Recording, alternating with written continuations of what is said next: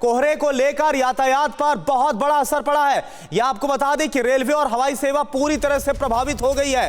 कई फ्लाइट्स को कैंसिल भी किया गया और कई ट्रेनें भी रद्द हुई हैं या फिर देरी के साथ चल रही हैं। ये जानकारी इस वक्त सामने आ रही है। कोहरे का यातायात पर ना सिर्फ सड़क यातायात, जो गाड़ियां हैं सड़क पर वो बहुत ही धीमी रफ्तार के साथ संभल कर चल रही हैं, बल्कि अगर हम बात करें रेलवे की और हवाई सेवा की तो फ्लाइट्स पर भी असर पड़ा है। कई ट्रेनें लेट हैं, कई उड़ानों को रद्द भी करना पड़ गया और रद्द की भी जा सकती हैं। जो हालात इस वक्त नजर आ रहे हैं, दो तस्वीरें इस वक्त आपके सामने जो हालात को बयां कर रहे हैं। आईजीआई एयरपोर्ट की आपके सामने तस्वीरें, इंटरनेशनल एयरपोर्ट की, और साथ में आनंद विहार रेलवे स्टेशन की ये तस्वीर आप देखिए तो किस कदर लोगों को, यात्रियों को दिक्कतों का सामना करना पड़ रहा है।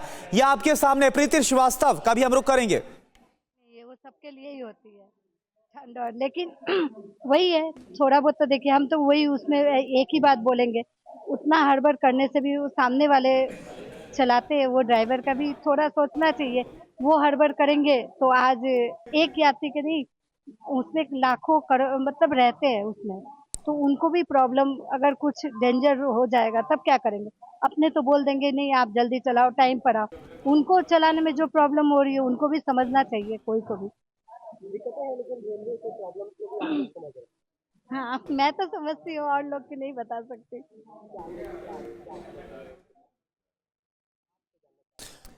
और प्रीति श्रीवास्तव इस वक्त लखनऊ से हमारे साथ है। प्रीति, हम यहाँ दिल्ली में तो देख रहे हैं हालात फिलहाल सड़क यातायात पर सबसे ज्यादा असर पड़ रहा है, लेकिन लखनऊ की स्थिति क्या है?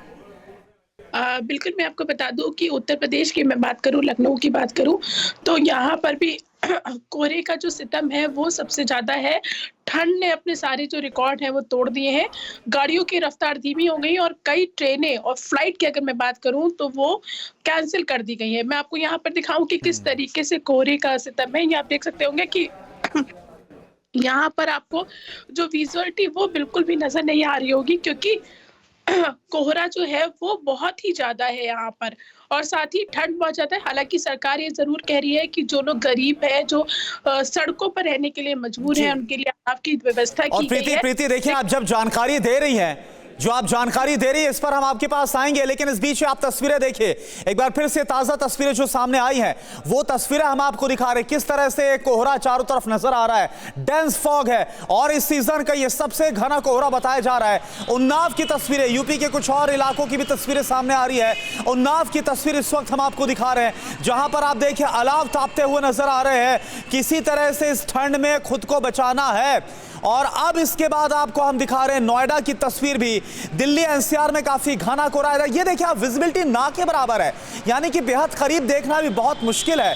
और ऐसे में यातायात को लेकर जो अलर्ट है जारी किया गया है, सावधानियां बरतने के लिए कहा गया है।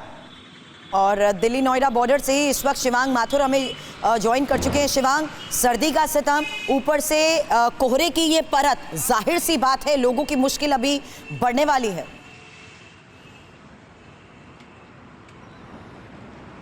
देखिए, निश्चित तौर पे बहुत ज़्यादा ठंड है और ठंड के प्रकोप से खास तौर पे वो लोग ज़्यादा परेशान हैं जो फुटपाथ पे रहते हैं या कच्चे इलाकों में रहते हैं। मैं इस वक्त दिल्ली नोएडा बॉर्डर पे हूँ, जिसे चीला बॉर्डर कहा जाता है, और यहाँ का दृश्य आपको दिखाऊं कि बिल्कुल एक तरीके की ज़ीरो विजिबिलिटी है। और मौसम विभाग ने भी कहा है कि मात्र 25 से 50 मीटर की विजिबिलिटी है। और जैसे आप मेंशन भी कर रही थी, जैसे जैसे समय अब आगे बढ़ रहा है, ट्रैफिक की रफ्तार जो है धीरे धीरे तेज होती जा रही है, सड़कों पे गाड़ियां बढ़ती जा रही हैं, और लेकिन कोहरा जो है वो छटने का नाम नहीं ले रहा है। ठंड भी बहुत ज़्यादा है और हमारी सहयोगी प्रीति भी अभी जब बात कर रही थी तो उनकी खुद की तबीयत बहुत नासाज लग रही थी। तो अभी जो है जैसे जैसे ट्रैफिक बढ़ेगा तो कहीं ना कहीं जाम की समस्या भी बढ़ेगी, क्योंकि कोहरा जो है वो चारों तरफ पूरे दिल्ली एनसीआर में फैला हुआ है। ऐसे में लोगों को खासा ध्यान रखने की भी ज़रूरत है।